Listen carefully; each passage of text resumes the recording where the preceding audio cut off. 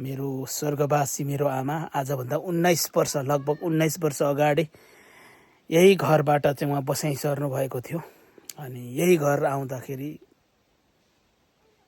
आमालाई सम्झेँ मैले। यो गाउँ, यो बस्ती अनि यो घर अनि म, यो कोपी र मेरो अर्कै खालको छुट्टै सम्बन्ध थियो आजभन्दा 20 वर्ष अगाडि।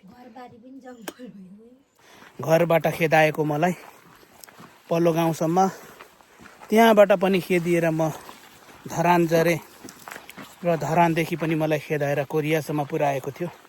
गुड मर्निङ, सेवा नमस्ते सबैजनालाई। आज चाहिँ म थानकुटाको शहीद भूमि मेरो गाउँमा आएको छु। साथीहरू हेर्नु होला, जङ्गलघारीमा हामी 5 जना आज चाहिँ गाउँ जाँदैछ। सो मेरो हुर्केको गाउँ कस्तो छ त हेर्नुपर्ने हुन्छ। जङ्गलको बाटो तय गर्नुपर्ने रहेछ जिन्दगानीमा, होइन? ल, भिडियो अन्तिमसम्म हेर्नु होला है त। यो गाउँ, यो बस्ती अनि यो घर अनि म। गाह्रो छ, म धेरै वर्ष पछाडि आज गाउँ आएको छु। अलिकति स्तब्ध पनि भयो।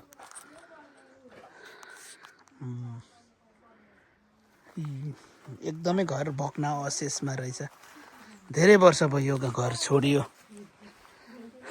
अहिले घर धेरै भग्न अवशेष छ। केही छैन गाउँमा। यसमा अलिकति गाँजाबारी रहेछ, त्यो बाहेक अरू केही छैन गाउँमा। सबै यता तलतिर यहाँ केही छैन, रुख बिरुवा बाहेक घरको भग्न अवशेष।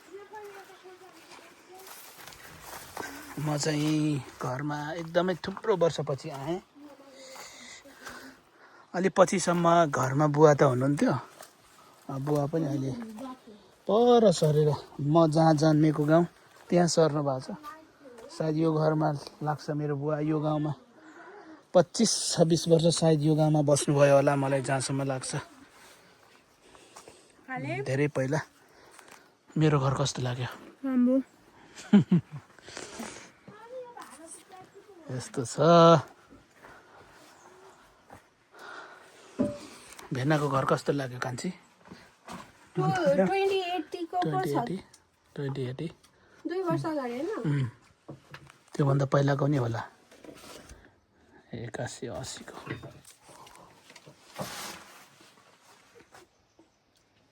तपाईलाई यही घरमा भित्रको हैन? पर पूजा गर्ने कोठामा पो भित्र। तर नायु त यहाँ आएको छ। यो कोपी र मेरो अर्कै खालको छुट्टै सम्बन्ध थियो आजभन्दा 20 वर्ष अगाडि।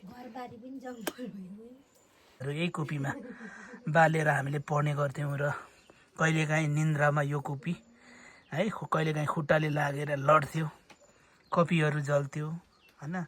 मट्टीतेलहरू लाग्थ्यो। यो निकै मेरो यादगार क्षणहरू छ।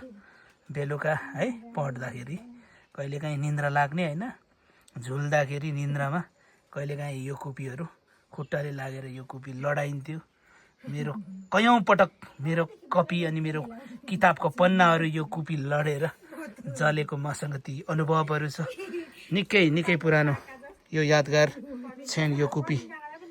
अब यो सायद यो सुरक्षित राख्नुपर्छ मैले। मेरो यो त्यो बेला लगभग गाउँमा बिजुली आएको चाहिँ अलि पछि हो, 62-63 आएको होला बिजुली, 62-63 सालतिर। त्योभन्दा पहिलासम्म हामीले यस्तो खालको कुपीहरू प्रयोग गर्ने गर्थ्यौँ।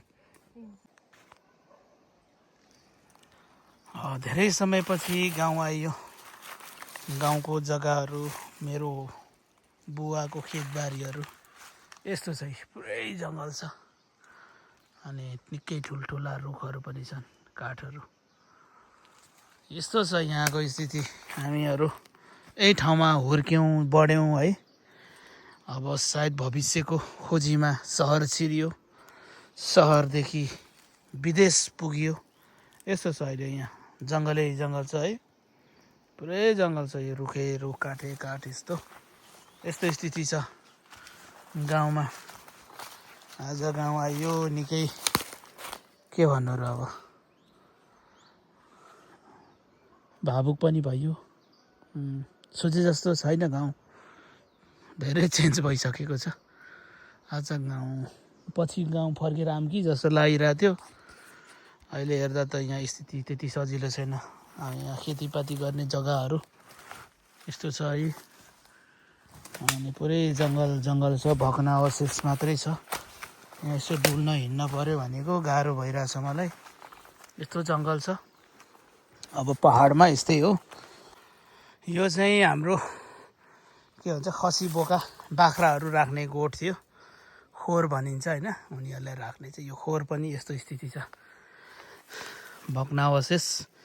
यही खोरमा पालिएका खसी बोका बेचेको पैसाले सहरमा पढ्ने म सायद भाग्यमानी नै रहेछु, भाग्यमानी नै थिएँ होला सायद है।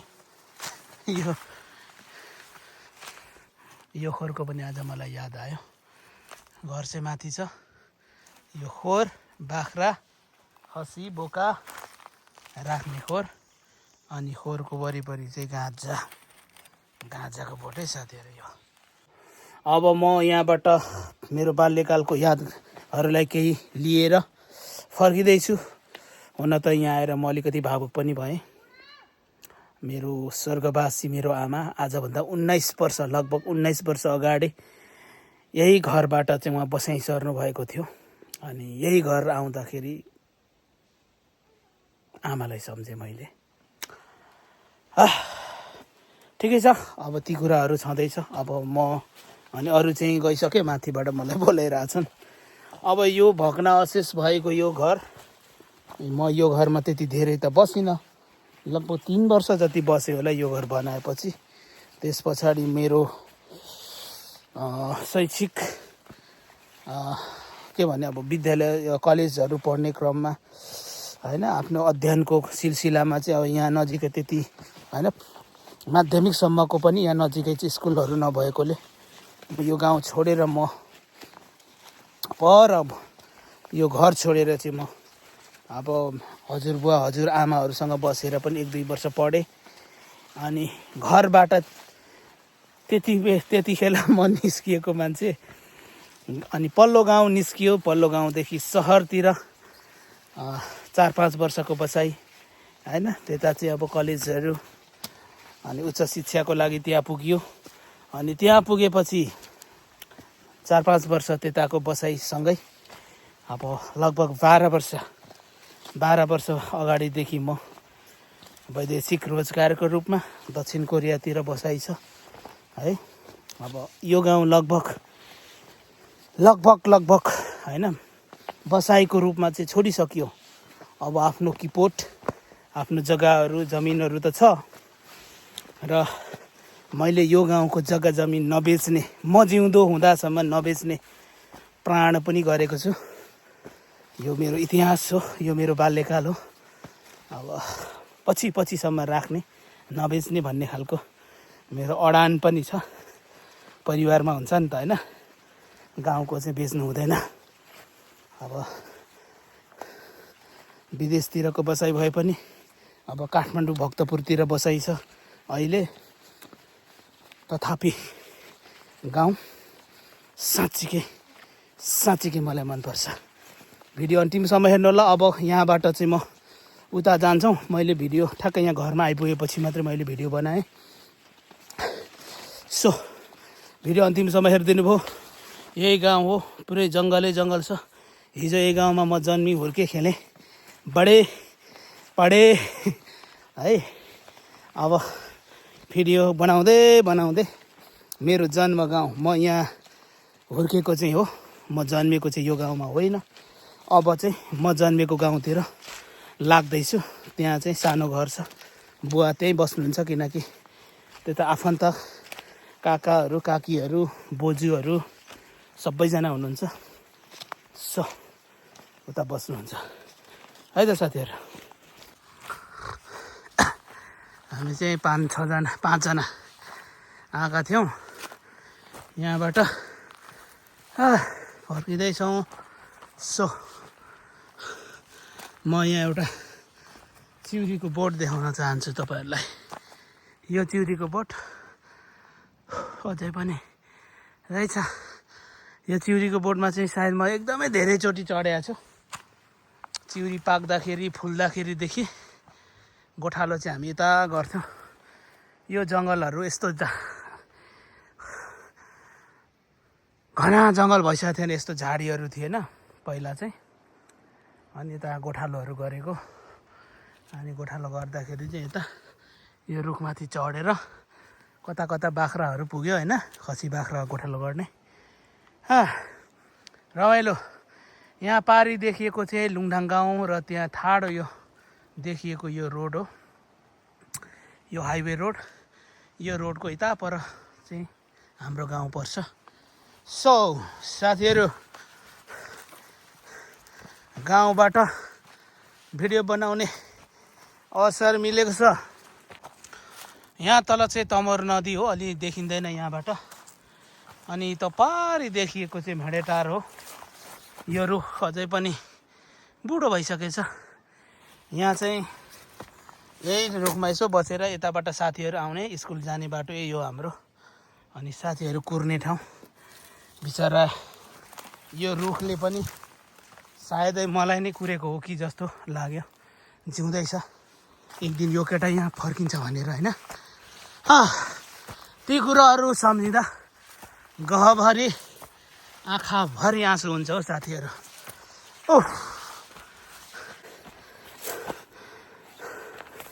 आयो, भावुक बनायो ती यादहरूले, ती सम्झनाहरूले। के गर्नु, जिन्दगानीमा हरेक किसिमका यात्राहरू तय गर्नुपर्ने। त्यही यात्राहरू तय गर्ने क्रममा देश विदेशतिर पुग्नुपर्ने अवस्थाहरू बन्यो।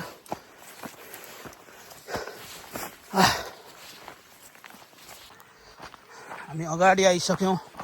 यो चाहिँ हाम्रो स्कुल जाने बाटो हो। अनि यो यहाँ चाहिँ अहिले यस्तो भइसकेछ, सायद केटाहरूले यो भिडियो हेऱ्यो भने साथीहरू, हाम्रो यो चाहिँ गुच्चा खेल्ने ग्राउन्ड हो है। यो बाटोमा आमामामा कम त गुच्चा खेलिन्थेन नि। अब उतातिर खेल्यो भने चाहिँ घरतिरबाट देख्ने, गाली गर्ने। अनि यो डाँडाको यतापट्टि त स्कुलबाट छिटो छिटो आएर केटाहरूसँग गुच्चा खेलिन्थ्यो। यो जङ्गलको बाटो आइन्थ्यो स्कुल।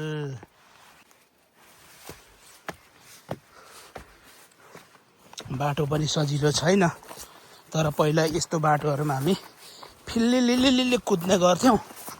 तर अहिले त हिँड्न पनि मुस्किल हुने बानीहरू अभ्यास नभएर अभ्यास छुटिसक्यो।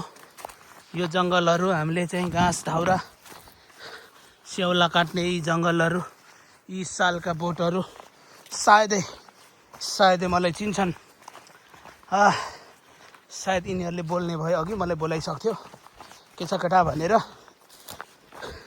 तर मलाई पक्कै चिन्छन् यिनीहरूले। पर छोडेर आइसक्यो गाउँ। थकित छ सबैजना। उता चाहिँ हाम्रो बुवा राईमाइला चाहिँ गाउँ छोड्नु हुँदैछ डोको बोकेर। राई जेठा हुनुहुन्छ, हाम्रो आपा हो। आपा चाहिँ डोको बोक्नु भएको छ। बुढो मान्छे 60 वर्ष पुग्नुभयो, हामीभन्दा दह्रो हुनुहुन्छ। हामी देशी परदेशीहरू यो स्कुल जाने बाटो हिँड्दाखेरि थकित छौँ। कोरियाका गल्लीहरू सडकहरूमा हिँड्ने हामी 2 जना, अर्को बहिनी अस्ट्रेलियाको सडकहरूमा हिँड्ने। आज हामी शहीद भूमिको यो मेरो स्कुल जाने, मेरो पहिला बचपनाको यो बाटो हिँडिरहेका छौँ। यो चाहिँ लाइभ अपडेट हुँदैछ साथीहरू, एक्सक्लुसिभ रिपोर्ट गरिरहेछ है साथीहरू। भएको छैन होला। आइ घाम धेरै माथि ल बाख्राहरू मुलीहरूलाई घाँटी गोठाला रहेछ। नमस्ते गोठाला। हाम्रो बोजू उहाँ चाहिँ बोल्नु र सुन्नुहुन्न। यता गाउँको गोठाला जानुहुँदो रहेछ है। भेटायौँ हामीले यहाँ बाटोमा। साथीहरू यहाँ पर चाहिँ मैले पढेको स्कुल हो। यहाँ चाहिँ 8 कक्षासम्म छ अनि हामी यही बाटो उताबाट जाने स्कुल। 8 कक्षासम्म म त्यहीँ पढेको। म 8 कक्षासम्म पढ्दाखेरि निकै चकचके केटा थिएँ। म चाहिँ एभरेज हो। म त्यति खतरा ट्यालेन्टेड मान्छे होइन। म यो स्कुल पढ्दाखेरि मेरो पोजिसन भनेको 3rd या 4th, 1st, 2nd कहिले पनि भएन। म 3rd र 4थो चाहिँ लगभग 8 कक्षासम्म दावे। त्यो चाहिँ लगभग एक छत्रै हो कि 3rd हुन्थ्यो कि 4th हुन्थ्यो हो स्कुलमा। 3rd र 4th मात्रै हुन्थ्यो हो। जीवनमा कहिले नि 2nd 1st भएको छैन। 3rd 4th हो हाम्रो यात्रा चल्दैछ। यो भिरको बाटो तल चाहिँ खोला छ। हिँडिरहेछौँ। आज निकै हर्षित छु। म हुर्केको बढेको मेरो गाउँ, मेरो घर पुगिरहेको छु साथीहरू।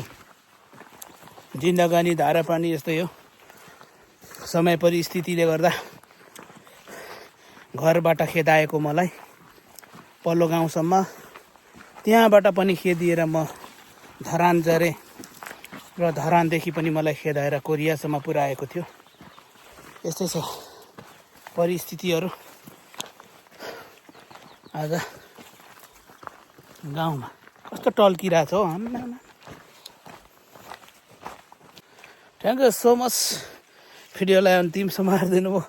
म चाहिँ अहिले यता अब हाम्रो आपा बसाइ चढ्नु भएको गाउँतिर आइसकेँ। यहाँ तल यो घर देखिन्छ नि, यो त्यो चाहिँ आपाको घर हो। म चाहिँ यहाँ आइपुगेको छु। अरू चाहिँ अगाडि गइसक्यो।